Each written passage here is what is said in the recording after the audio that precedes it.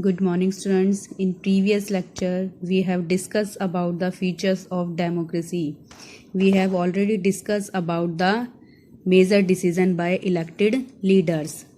In this video, we will read about the free and fair electoral competition. We take the case of China and Mexico. Will give us an understanding of this feature of democracy. मतलब जो ये democracy का free and fair electoral competition, मतलब जो भी election है वो free और फेयर मैनर में हेल्ड किया जाए। जो भी मतलब लीडर्स होते हैं उनके बीच में जो कंपटीशन है वो फ्री और फेयर होना चाहिए। तो इसके लिए हम चाइना और मैक्सिको जो है उसके एग्जाम्पल्स की हेल्प के थ्रू जो है इसको अंडरस्टैंड करेंगे। Firstly, we take case of China. The members of China's parliament called Quangu Renmin Debut Dhui. It is Chinese language, means National People's Congress. They are elected by the people after every 5 years. मतलब जो China की parliament है उसके जो Congress member हैं वो elect किए जाते हैं एवरी 5 years के बाद।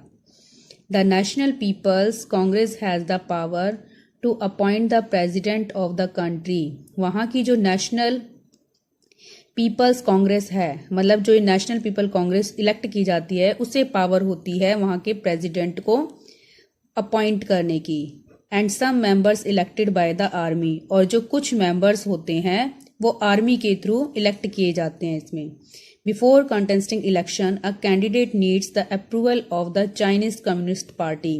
अब जो भी कैंडिडेट मतलब इलेक्शन में जो भी लीडर वो मतलब फर्स्टली लीडर तो वो बाद में ही मतलब विनिंग के बाद बनेगा, लेकिन उससे पहले जब वो वोटिंग मतलब चुनाव के लिए कैंडिडेट अपने ही मतलब नया कोई भी एक पार्टी मेंबर अगर इलेक्शन में खड़ा होता है तो उसे कैंडिडेट कॉल करते हैं। अब वो कैंडिडेट जो है उसे अगर इलेक्शन में खड़ा होना होता है चाइना के अंदर तो पहले वहां की कम्युनिस्ट पार्टी से जो है अप्रूवल लेना पड़ता था, मतलब एक एग्रीमेंट कराना होता था, एक परमिशन लेनी पड़ती थी उसे चाइनीज कम्युनिस्ट पार्टी की।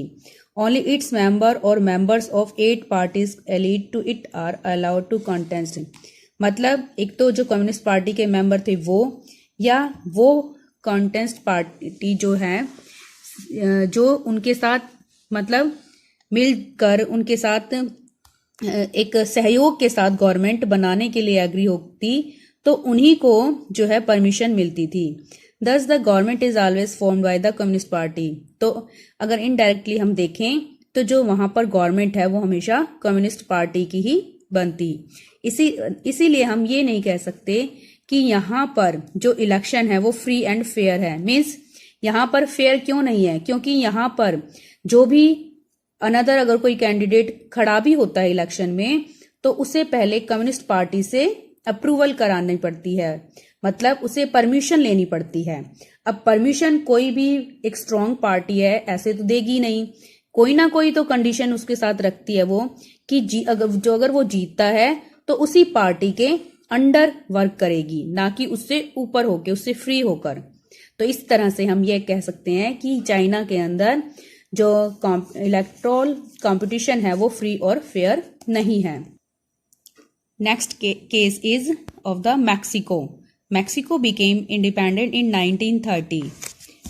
मैक्सिको जो है वो 1930 में मतलब इंडिपेंडेंट हुआ, स्वतंत्र हुआ। It holds elections after every 6 years to elect its presidents.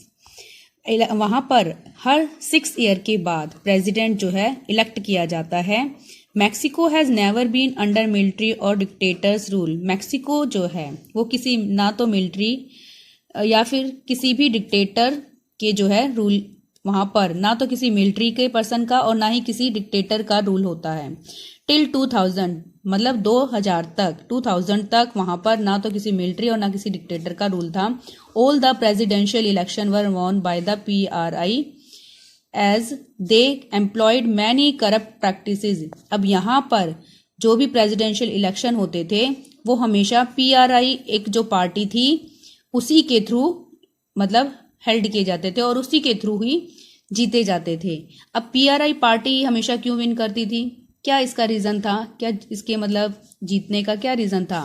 As they employed many corrupt practices, मतलब क्योंकि ये बहुत ज्यादा इस तरह के गलत ट्रिक्स को यूज करके करप्ट वे से मतलब अपना जो पार्टी है उसको जिता पाते थे। And unethical means to win the election every time, मतलब जीतने के लिए इलेक्शन के अंदर हर वो तरीका वो अपनाते थे जो गलत था, जो सही नहीं था। तो इसी तरीके से हम कह सकते हैं कि मैक्सिको के अंदर भी जो चाहे वहां पर इलेक्शन होते हैं लेकिन फिर भी वो फेयर वे से इलेक्शन नहीं था। तो ऐसी सिचुएशन में जहां फेयर इलेक्शन ना हो तो हम वहां ये नहीं कह सकते कि वहां की जो गवर्नमेंट है वो प्रॉपरली डेमोक्रेटिक गवर्नमेंट है। Conclusion of both the cases, in both the cases of China and Mexico, it doesn't appear that the election have been held properly। दोनों केस के बाद, चाइना और मैक्सिको के केस के बाद अगर हम देखते हैं तो दोनों ही जो कंट्री हैं यहाँ पर इलेक्शन जो है प्रॉपरली हेल्ड नहीं किए जाते। Holding election of any kind is not sufficient, मतलब किसी भी एक पर्टिकुलर पार्टी का इलेक्शन को या होल्ड करना जो है सफिशिएंट नहीं है। The another feature of democracy is that, तो इस तरह से हम देखते हैं अनदर जो फीचर निकलकर हमारे सामने आता है डेमोक्रेसी का, democracy must be based on a free and fair election where those currently in power have a fair chance of losing. मतलब कोई भी सेकंड फीचर क्या है कि जो भी डेमोक्रेटिक कंट्री होगी वहां पर इलेक्शन फ्री और फेयर वे से होना चाहिए, ताकि जो करंटली पावर गवर्नमेंट है, जो भी प्रेजेंट गवर्नमेंट है, उसे आगे चलकर अगर वो सही में एक सही गवर्नमेंट है तो दोबारा उसको विनिंग का चांस मिल जाएगा।